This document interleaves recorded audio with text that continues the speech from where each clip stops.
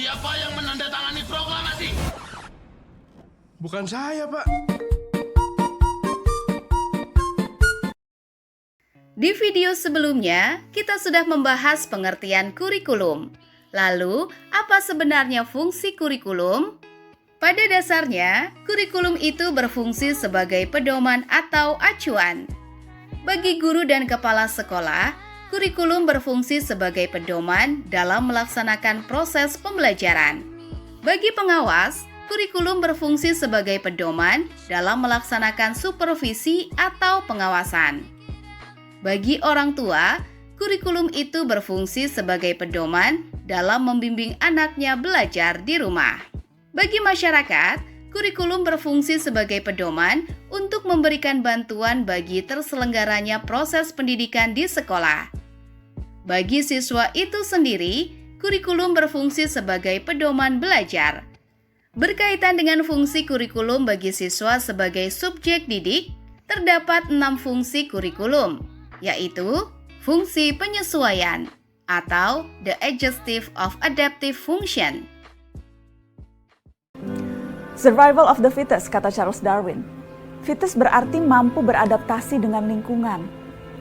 Kunci survive itu bukan yang paling kuat atau yang paling cerdas, tapi yang paling adaptif. Kurikulum sebagai alat pendidikan harus mampu mengarahkan siswa agar memiliki sifat well-adjusted, yaitu mampu menyesuaikan diri dengan lingkungannya. Lingkungan itu sendiri senantiasa mengalami perubahan dan bersifat dinamis. Oleh karena itu, siswa harus memiliki kemampuan untuk menyesuaikan diri dengan perubahan yang terjadi di lingkungannya. Fungsi integrasi atau the integrating function. Fungsi ini mengandung makna bahwa kurikulum harus mampu menghasilkan pribadi-pribadi yang utuh. Siswa pada dasarnya merupakan anggota dan bagian integral dari masyarakat. Oleh karena itu, siswa harus memiliki kepribadian yang dibutuhkan agar dapat hidup dan berintegrasi dengan masyarakatnya. Fungsi diferensiasi atau differentiating function. And remember, as Albert Einstein said, everyone's a genius. But if you judge a fish by its ability to climb a tree, it will spend its whole life believing that it's stupid. Don't let other people's metrics of success become yours. Fungsi diferensiasi mengandung makna bahwa kurikulum harus mampu memberikan pelayanan terbaik terhadap perbedaan individu siswa. Setiap siswa merupakan individu yang unik, memiliki perbedaan baik dari aspek fisik maupun psikis yang harus dihargai dan dilayani dengan baik. Fungsi persiapan atau the propedeutic function. Fungsi persiapan mengandung makna bahwa kurikulum harus mampu mempersiapkan siswa untuk melanjutkan studi ke jenjang pendidikan berikutnya. Selain itu, kurikulum juga diharapkan dapat mempersiapkan siswa untuk dapat hidup dalam masyarakat seandainya karena suatu hal tidak dapat melanjutkan pendidikannya.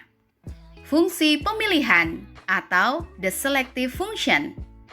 Fungsi pemilihan mengandung makna bahwa kurikulum harus mampu memberikan kesempatan kepada siswa untuk memilih program-program belajar yang sesuai dengan kemampuan dan minatnya.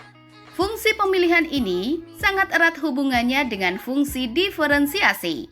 Karena pengakuan atas adanya perbedaan individual siswa, berarti pula diberinya kesempatan bagi siswa tersebut untuk memilih apa yang sesuai dengan minat dan kemampuannya. Fungsi diagnostik atau the diagnostic function. Fungsi diagnostik mengandung makna bahwa kurikulum sebagai alat pendidikan harus mampu membantu dan mengarahkan siswa agar dapat memahami dan menerima kekuatan dan kelemahan yang dimilikinya. Apabila siswa sudah mampu memahami kekuatan-kekuatan dan kelemahan-kelemahan yang ada pada dirinya, maka diharapkan siswa dapat mengembangkan sendiri potensi kekuatan yang dimilikinya atau memperbaiki kelemahan-kelemahannya.